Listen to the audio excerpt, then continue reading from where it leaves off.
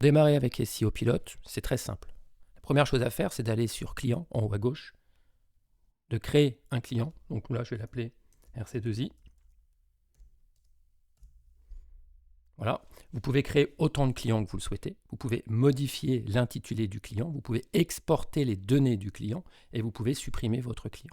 Une fois que vous avez créé vos clients, vous pouvez vous rendre dans Paramètres afin de venir vous connecter en fait aux API disponibles. Vous n'êtes pas obligé de vous connecter à des API. Si vous n'avez pas accès aux API, vous pourrez importer des fichiers, mais pour ceux qui ont un accès aux API, elles se rentrent ici. Donc on peut rentrer les API pour Alloscan, pour OpenAI, ça permet de générer les rapports. L'API de MonitorRank pour ceux qui utilisent l'outil de suivi des mots-clés. Et pour se connecter à la Google Search Console, pas besoin d'API, il suffit simplement de se connecter à la Google Search Console avec votre compte Google. Et automatiquement, le raccord est fait. On clique sur vérifier, on s'aperçoit que tout est en place.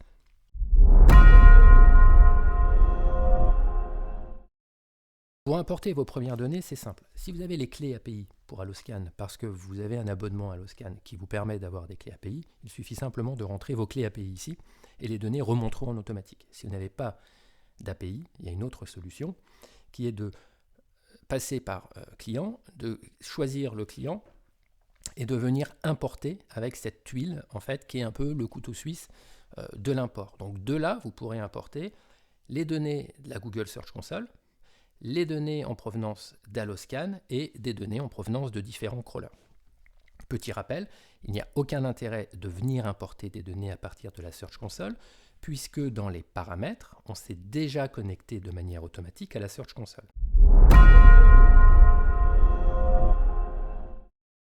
Pour cet exemple d'import manuel, je vais vous montrer comment on peut procéder. On va donc aller sur Alloscan.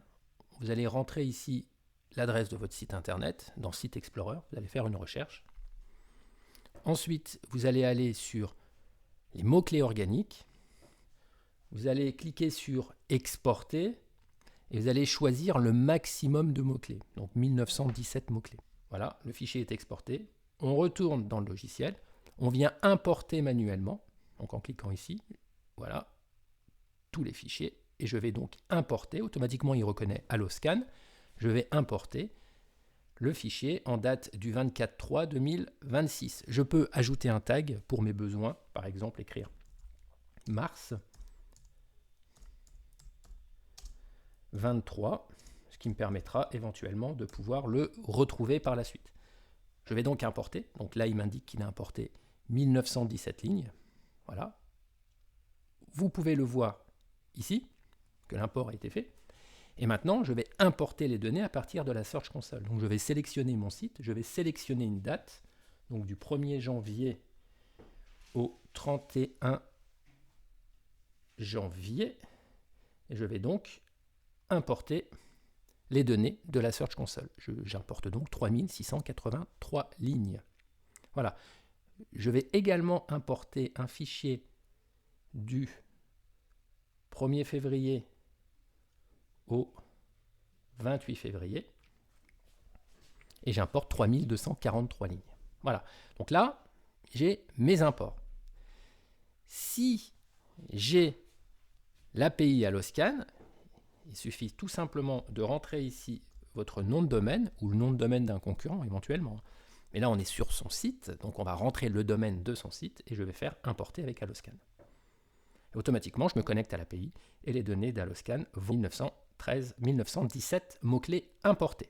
Voilà. Donc ici, j'ai Alloscan importé en automatique et ici, Alloscan importé en manuel.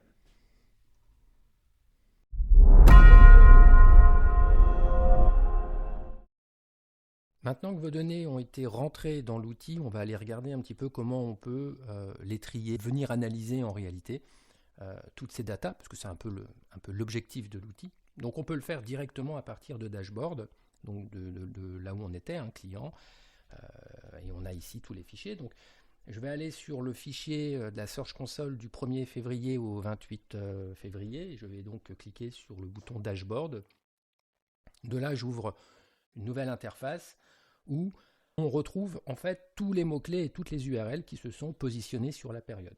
Donc on va faire un petit tour pour regarder un peu un tour d'horizon sur les fonctionnalités.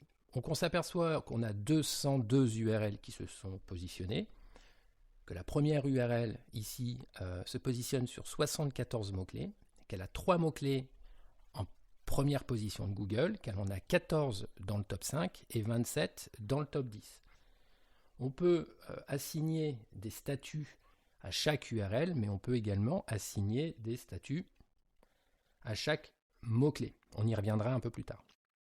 Vous avez ici des filtres vous permettant de filtrer par statut d'URL ou de statut de mots-clés. On peut également filtrer par volume de recherche et par position.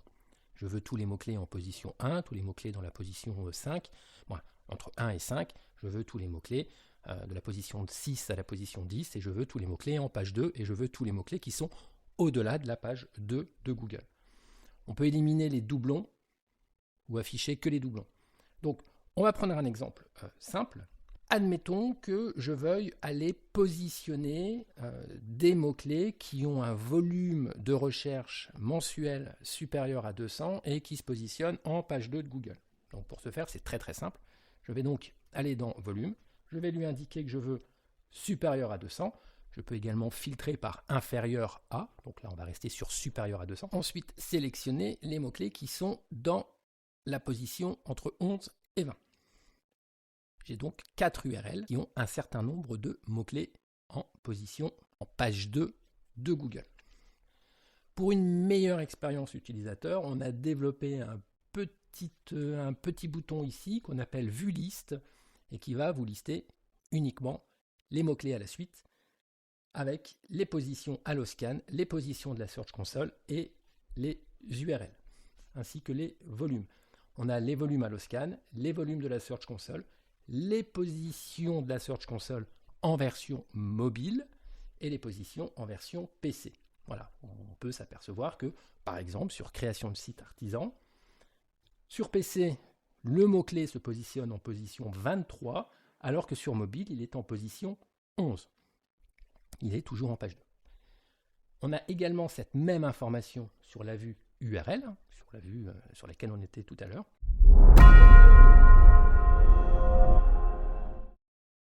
Donc maintenant que vous avez un petit peu compris le fonctionnement, je vais vous montrer un exemple. Je vais donc retourner sur la vue par liste et je vais me dire, admettons, ce mot-clé-là, agence web 95, c'est un mot-clé qui est demandé 230 fois sur la période de février où je me positionne en position 17. Je me dis, c'est vraiment un mot-clé sur lequel j'ai envie de travailler et donc je vais le mettre dans ma to-do, on va appeler ça comme ça, pour l'expérience, je vais le mettre dans ma to-do en choisissant le statut. Et donc, je vais lui dire que c'est un mot-clé pertinent. Pareil pour celui-ci, je vais dire que c'est un mot-clé pertinent. Agence web, je vais dire que c'est un mot-clé pertinent. Et création de site internet, création de site artisan, je vais dire que c'est un mot-clé pertinent. Voilà. Donc là, j'ai simplement ajouté un statut au mot-clé qui m'intéresse. Si je retourne sur la vue liste traditionnelle et que je défiltre, voilà, toutes les positions, j'ai tous mes mots-clés. Et maintenant, si je veux filtrer uniquement les mots-clés que j'ai choisis comme pertinents, il suffit que je filtre par pertinent. Et j'ai donc ici tous les mots-clés, avec toutes les URL, des mots-clés pertinents. Voilà. Maintenant qu'on a vu comment on pouvait choisir des mots-clés par pertinence, je vais vous montrer qu'on peut également le faire par URL. Donc je vais enlever en fait le filtre et je vais afficher tous les mots-clés. Si par exemple, cette URL-là, où j'ai 157 mots-clés, j'en ai que 2 en position 1, 10 en position 5 et 23 en position 23 en position 10, je peux mettre un statut à cette URL, dire que c'est une URL identifiée à faire en cours, en attente ou terminée. Je vais choisir identifier. Voilà. Donc, cette URL ainsi que tous ces mots-clés sont tagués comme identifiés. Si je vais dans le statut d'URL et que je fais identifier, ça me ressort uniquement les URL que j'ai identifiées. Donc ça, c'est bien pratique pour pouvoir filtrer en masse et travailler ou préparer pour son client en disant que c'est en attente, etc., etc. À vous de gérer un peu les différents filtres. Quand vous aurez fini votre travail d'identification des mots-clés avec un fort potentiel, vous pouvez vous rendre dans le suivi des positions choisir votre client. Et là, vous vous retrouvez grosso modo avec les mêmes données, mais à la différence, c'est que là, on peut comparer et on a d'autres indicateurs. Donc, je vais choisir en fait le fichier mobile de la Search Console du 1er janvier et je vais choisir celui du 1er février. Donc là, je suis sur 2 mois. Et donc, dans suivi des positions, je m'aperçois que entre le mois de janvier et le mois de février, j'ai 1134 mots-clés qui sont en hausse, j'en ai 972 qui sont en baisse, j'en ai 74 qui sont stables, j'en ai 1057 qui sont rentrés et j'en ai aucun qui sont sortis. Les filtres qu'on a utilisés tout à l'heure sont également utilisables ici. Si je vais dans pertinence, pertinent, j'ai uniquement les mots-clés que j'ai sélectionnés comme pertinents. Et là, j'ai les différences de position de date à date sur les mots-clés que j'ai sélectionnés. On peut faire la même chose avec les URL. Je vous laisserai le soin de regarder un peu les différents filtres. Si je veux tous les mots-clés que j'ai sélectionnés qui ont une augmentation ou qui ont eu une baisse ou qui sont sortis ou qui sont rentrés, il suffit simplement d'appliquer les filtres. Voilà.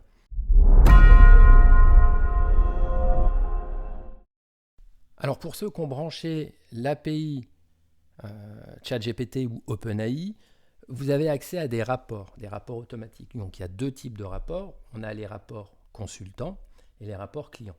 Je vais vous montrer, là il y a très peu de mots-clés, mais je vais quand même vous montrer pour l'exemple un petit peu le rendu des rapports consultants.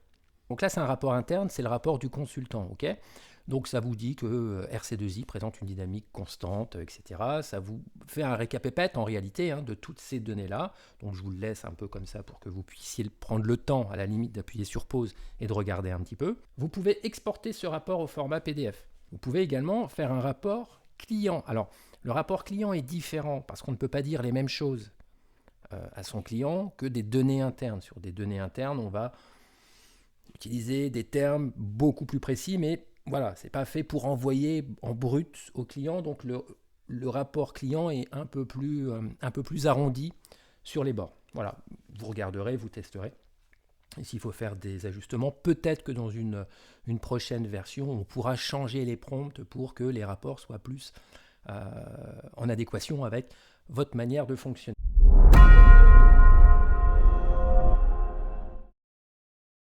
Maintenant, vous avez peut-être vu qu'en passant votre souris les mots-clés, vous avez des petits icônes qui s'ouvrent. Donc on peut toujours changer la pertinence, fini au petit... voilà, si j'ai travaillé sur ce mot-clé-là, je peux dire qu'il est fini. Je peux le suivre, donc je vais vous montrer. Je peux ajouter une note. Si j'ai travaillé sur ce mot-clé-là, je peux ajouter une note en disant voilà, j'ai optimisé les titles, j'ai refait un peu de maillage interne, j'ai fait un peu de sémantique, ce qui permet d'avoir un suivi du travail qu'on a fait. On peut assigner une tâche. Donc, vous voyez ici qu'on a toutes les tâches. Par exemple, à faire un peu plus tard, ou si vraiment j'ai une page qui pose un problème, on peut la mettre en tâche et la traiter en tant que tâche importante. Voilà. Donc là, je vais cliquer sur suivi. Donc, suivi des mots-clés Search Console. Et je vais donc cliquer sur le client.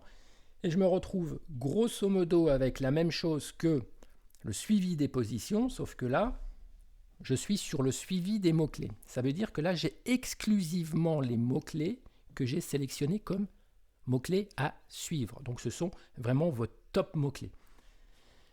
Si vous importez les données à partir de MonitorRank, ils arriveront automatiquement dans le suivi des mots-clés. C'est vrai que vous avez à peu près les mêmes filtres que dans les autres dashboards. Vous pouvez faire un import en masse de mots-clés, vous pouvez tout supprimer, vous pouvez ajouter des mots-clés à la main, un par un. Si les mots-clés ne sont pas ressortis dans la Search Console, mais que vous avez envie de suivre des mots-clés parce que vous avez travaillé dessus, vous pouvez le faire à la main. Vous pouvez importer en masse des mots-clés. Voilà. Donc il suffit de séparer par un point-virgule ou par un tiret ou des choses comme ça. On peut ajouter des tags aux mots-clés. On peut tout supprimer. Alloscan API, c'est pas encore finalisé, donc je ne vais pas trop en parler. Et on peut faire un rapport consultant sur les mots-clés qu'on suit. On peut également faire des comparaisons. En cliquant sur mode comparatif, activer la comparaison, je peux comparer deux fichiers de date à date. Je vais comparer du 1er janvier au 1er février. Je compare uniquement les mots-clés que j'ai décidé de suivre.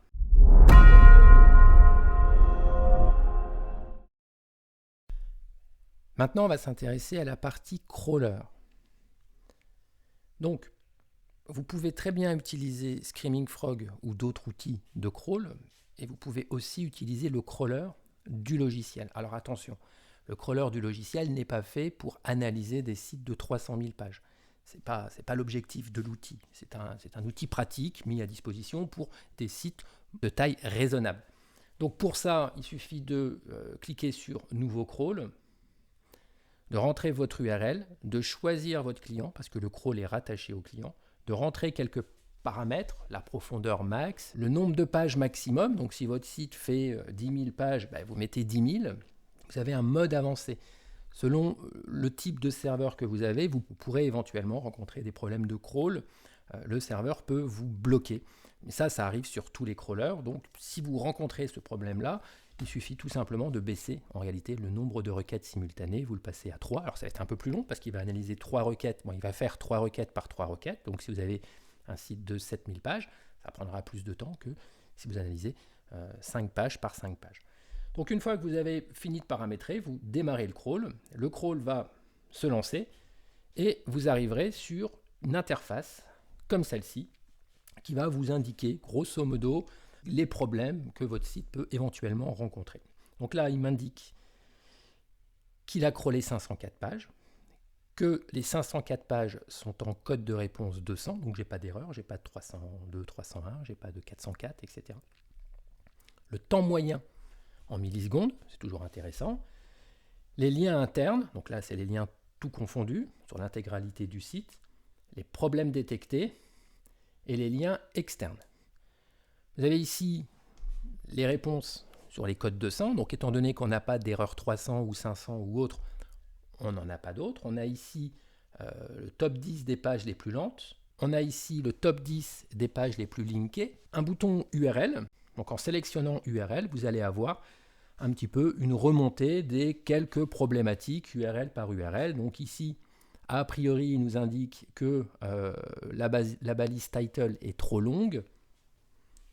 On doit avoir un problème avec des H1 où elles ne sont pas dans l'ordre, où il y a des H1 en doublon. Problème de métadescription. Là, on a le nombre de mots-clés de la page, le temps qu'elle a mis à s'afficher en millisecondes, les liens internes et la profondeur de crawl. En cliquant sur l'onglet Problème, on va avoir les bases du SEO, les titres manquants, les titres trop longs, les H1 multiples, les métadescriptions, les balises alt, les contenus faibles, etc., etc. C'est très basique, mais ce sont souvent des éléments qui sont très rapides à corriger et qui ont un impact significatif. Voilà, c'est pour ça qu'on a ces quelques informations de base. En allant sur l'onglet Liens, l'onglet Liens va vous présenter un petit peu le nombre de liens entrants, sortants de chaque page. La page d'accueil reçoit 503 liens. C'est 503 liens dans la structure. Ici, c'est 20 liens dans le contenu. On a les liens sortants, 90 liens sortants, 2 dans le contenu, 43 dans la structure. Donc si on clique sur une page, on va avoir un petit peu le déroulé des différents liens. Donc ici, on va avoir tous les liens entrants, donc les 500 pages. On s'aperçoit que cet estampillé footer, ça veut dire que les liens sont dans le footer. Et on peut avoir des liens dans le contenu. Ici, ce sont les liens sortants, toujours indiqués si c'est dans la navigation, dans le contenu ou dans le footer. Liens internes. Et si vous descendez un peu plus bas, vous avez les liens externes. Voilà, donc là, c'est un lien dans le footer qui fait un lien vers le profil Malte. En allant dans redirection, l'outil va vous lister en fait toutes les redirections de votre site internet. Donc là, on s'aperçoit qu'en fait, il manque la petite barre de fin. C'est pour ça qu'il y a une redirection. C'est une redirection temporaire. Et quand on clique sur les 503, qui est en fait le nombre de liens en réalité, vous avez ici d'autres informations. Donc ça m'indique que les liens incorrects, sont présents dans le footer essentiellement. Ça veut dire que si je corrige le footer, je corrige les 503 redirections d'un seul coup. Maintenant, on va aller sur catégorie. La partie catégorie, c'est un peu complexe parce que ça va vous permettre d'assigner des règles après traitement du crawl. Alors, je vais essayer de vous donner un exemple. Vous avez un site e-commerce et vos URL sont monsite-e-commerce.com/mode/vêtements femmes. Si vous souhaitez avoir uniquement les pages vêtements femmes, vous devez indiquer ici le pattern et vous pouvez lui assigner un tag. Ça va vous permettre par la suite de pouvoir travailler catégorie par catégorie avec des couleurs et des tags. C'est beaucoup plus facile pour du traitement. Maintenant, on va passer à la partie visualisation. Alors, c'est un peu un gadget. Ça va vous présenter la visualisation de votre site internet. Plus les points sont gros, plus la page reçoit de liens internes. Donc plus elle a de PageRank. Ça vous indiquera les 300 et les 400, s'il y a des erreurs. Vous pouvez également filtrer par lien entrant, lien sortant. Bon, on va prendre un exemple. Je vais cliquer sur cette page. Et donc, je vais décocher entrant. Et de là, je suis capable de voir que cette page fait un lien vers cette page. On a ici différentes informations. Voilà, on a ici tous les liens entrants. On a le nombre de mots, le statut, la profondeur, etc. etc. C'est un petit peu ce que Screaming Frog propose. C'est une vue, c'est un graphe. Hein. Maintenant, nous allons aller sur la dernière partie qui est optimisation. Et ça va vous indiquer tous les problèmes de chaque URL. Vous pouvez cliquer sur générer des tâches. Ça va automatiquement faire remonter les problèmes dans votre gestionnaire de tâches. Donc on va aller maintenant dans le gestionnaire de tâches en cliquant sur toutes les tâches.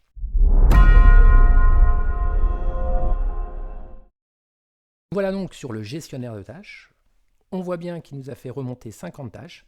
Voilà, donc ce sont des tâches à traiter. On a ici le titre de la tâche, seulement 3 mots-clés. Donc ajouter du contenu, objectif, voilà. Petites icônes ici, vous pouvez ajouter une note, modifier la tâche, voilà, avec un statut à faire, en cours, en attente, une priorité haute, basse ou moyenne, une date de début, une date de fin, un temps estimé, un temps réel, passé sur la tâche. Vous pouvez ajouter un tag à cette tâche, vous pouvez ajouter une sous-tâche et vous pouvez ajouter une note à la tâche. Voilà. Vous pouvez trier par tâches, les tâches les plus pertinentes, les tâches finies, les tâches en cours, etc., etc. Vous retrouverez également ces informations dans la partie plan d'action. Alors pour rappel, la partie plan d'action, tout à l'heure, on a assigné des mots pertinents. Donc ces mots-clés-là sont remontés dans le plan d'action. Voilà. On a ici Agence Web OAS qui est un mot-clé pertinent. Et on a ici, dans le plan d'action, les tâches à travailler, où vous pouvez directement ici les assigner en faire, en cours, en attente ou terminé. Donc vous avez deux possibilités, ou vous passez par plan d'action, ou vous passez par tâche pour travailler sur les corrections.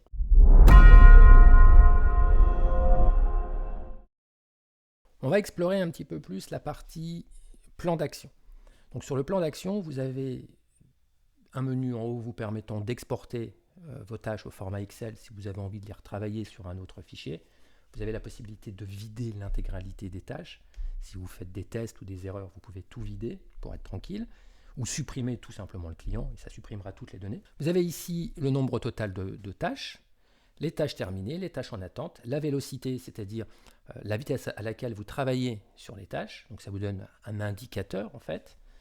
Vous avez ici les tâches créées, donc 50, et vous avez ici les tâches en retard, les tâches à faire cette semaine et le temps estimé pour régler toutes vos tâches. Donc dans les tâches, vous allez avoir en fait les remontées du crawl sur la vue liste. Voilà. On a à peu près les mêmes informations, mais c'est présenté autrement. Vous avez une vue Kanban pour ceux qui aiment travailler sous forme de tuiles. Vous avez ici la vue planning, pour ceux qui ont envie de travailler avec des deadlines. Voilà, donc vous savez un petit peu ce qui a été fait. Et vous avez une vue en diagramme de Gantt. Pour rappel, c'est un logiciel de gestion de projet, avant tout. Donc c'est vraiment fait pour travailler sur les tâches que vous vous êtes assignées. Alors on va aller visiter le module Pack Audit, qui est en toute honnêteté encore en phase de test.